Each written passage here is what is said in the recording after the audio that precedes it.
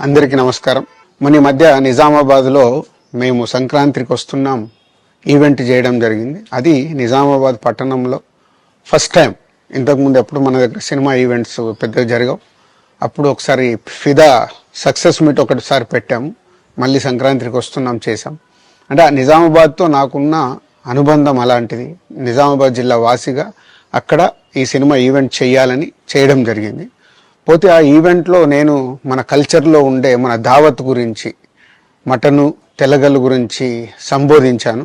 నేను ఆ మాటలలో తెలంగాణ వాళ్ళని నేను అవమానించానని, తెలంగాణ మీద హేళన చేశానని కొంతమంది మిత్రులు కామెంట్స్ చేసి సోషల్ మీడియాలో పెట్టారని తెలిసింది. నా ఉద్దేశం అదే స్పీచ్లో లాస్ట్లో చెప్పడం జరిగింది.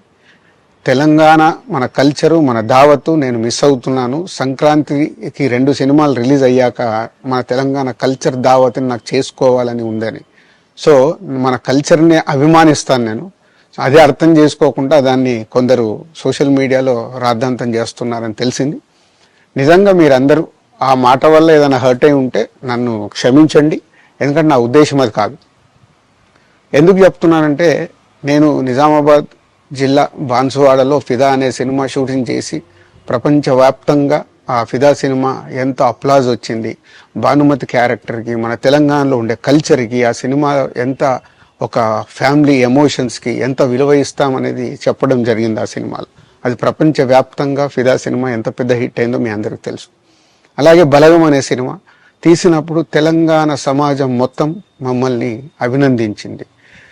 తెలంగాణ ప్రజలందరూ ఆ సినిమాను ఆదరించి ఇది మా సినిమా అని గుండెలకు హత్తుకున్నారు. అన్ని రాజకీయ పార్టీలు ఆ సినిమాని అప్రిషియేట్ చేస్తూ మమ్మల్ని ప్రతి ఒక్క స్టేజ్ దగ్గర తీసుకెళ్ళి అభినందించారు, అన్ని రాజకీయ పార్టీలు.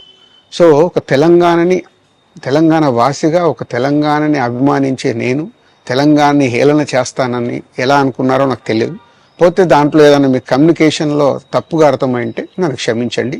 మీ మనోభావాలు ఆ కొందరు ఎవరైతే దెబ్బతిన్నాయని అనుకుంటున్నారో వాళ్ళందరికీ నా విజ్ఞప్తి, మీ మనోభావాలు దెబ్బతింటే నన్ను క్షమించండి. ఇప్పుడు నేను ఒక సినిమా ఇండస్ట్రీ ఫెటర్నీ నుంచి ఎఫ్డిసి చైర్మన్గా అయ్యాను. సో మీ అందరికి తెలుసది. సో ఇటు సినిమా ఇండస్ట్రీకి అటు ప్రభుత్వానికి మధ్యలో ఉంటూ సినిమా ఇండస్ట్రీకి అవసరపడ్డట్టుగా నేను అన్ని సహాయ సహకారాలు చేస్తూ ఈ హైదరాబాద్లో హెల్దీ వాతావరణము, తెలుగు సినిమాకి, తెలంగాణలో అభివృద్ధి చెందాలనుకునే యువతకి అందరికీ నేను ఉపయోగపడేలాగా ఉండాలి. అలాగే పవన్ కళ్యాణ్ గారు కూడా చెప్పారు, యూత్ చాలా ఉన్నారు, వాళ్ళందరికీ కూడా సినిమా ఇండస్ట్రీలో ఇష్టం ఉన్న వాళ్ళని అప్గ్రేడ్ చేసి చేయాలని, ఆ ప్రభుత్వంతో కూడా అక్కడ సినిమాలో కావాల్సిన అందరినీ డెవలప్ చేస్తూ వాళ్ళందరూ మళ్ళీ తెలుగు సినిమాకే, తెలంగాణలో నేర్చుకున్న, ఆంధ్రాలో నేర్చుకున్న వాళ్ళందరూ తెలుగు సినిమాకే ఉపయోగపడతారు. సో అందరికీ తెలంగాణలో ఉండే అన్ని రాజకీయ పార్టీలకి నా విజ్ఞప్తి, నన్ను రాజకీయాల్లోకి లాగకండి. అలాగే ఎఫ్డిసి అనేది కూడా సినిమాకి ఉపయోగపడే లాంటి అభివృద్ధి పనుల గురించి అవే చేస్తాను తప్పితే అది రాజకీయాలకు సంబంధించింది కాదు.